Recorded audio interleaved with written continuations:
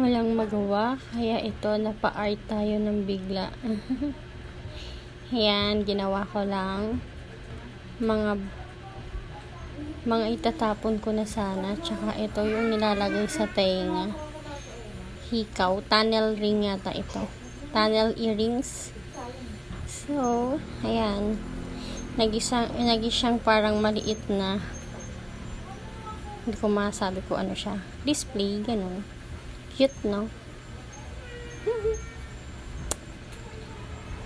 Gagawa pa ako.